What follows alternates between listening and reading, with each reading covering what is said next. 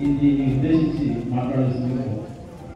నిరుద్యోగ యువతకు చేయూతగా మరి ఇక్కడ జాబ్ మేళా నిర్వహించి ప్రముఖమైనటువంటి కంపెనీలు బ్యాంకింగ్ సెక్టర్లో హెచ్డిఎఫ్సి, ఎస్బీఐ కానీ, మరి టెక్నాలజీ కంపెనీ అయినటువంటి కాగ్నిజెంట్, టెక్ మహీంద్రా కానీ, మరి మ్యానుఫ్యాక్చరింగ్ కంపెనీస్ అయినటువంటి ఎంఆర్ఎఫ్ అలాంటి కంపెనీలను ఇక్కడ తీసుకొచ్చి జాబ్ మేళా నిర్వహించినటువంటి ఈ కార్యక్రమానికి కర్త కర్మ క్రియ అయినటువంటి తరుణ్ రెడ్డి గారిని ప్రత్యేకంగా అభినందిస్తా ఉన్నా.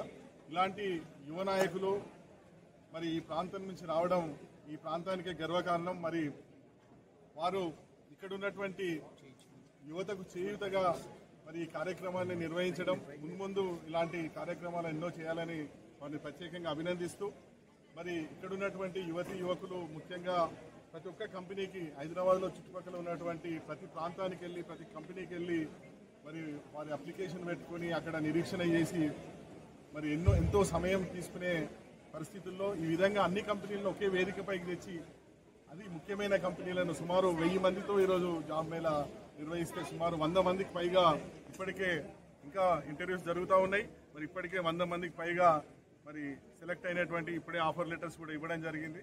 మరి ఈ విధంగా ఇక్కడ ఉన్నటువంటి ప్రత్యేకంగా ఈ ప్రాంతంలో ఉన్నటువంటి ఇంజనీరింగ్ కాలేజెస్ కానీ, డిగ్రీ కాలేజ్ కానీ సిటీకి దగ్గర ఉండడం వల్ల చదువుకున్నటువంటి యువతీ యువకులు ఎక్కువగా ఉన్నా ఇక్కడ కంపెనీలు లేకపోవడం వల్ల, ఇక్కడ ఇండస్ట్రియేషన్ లేకపోవడం వల్ల నిరుద్యోగ సమస్య అనేది ఉన్నది.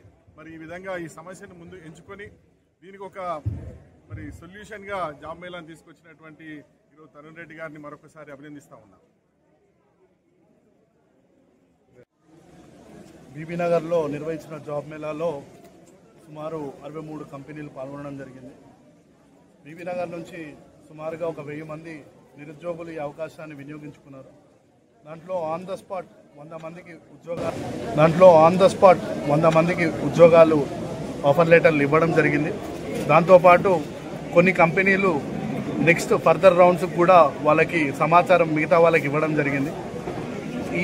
ఈ ఇనిషియేటివ్ తీసుకోవడానికి ముఖ్య కారణం ఏంటంటే మండలంలో చదువుకున్న యువత సంఖ్య పెరిగిపోతుంది, కానీ ఉద్యోగాలు ఎలా అప్లై చేయాలి, ఎక్కడికి వెళ్ళి అడగాలి అనే ఆలోచన, ఎక్కడికి వెళ్ళి అడగాలనే అవగాహన లేకపోవడం మమ్మల్ని ఈ ఇనిషియేటివ్ తీసుకెళ్ళడానికి ఇన్స్పైర్ చేసింది.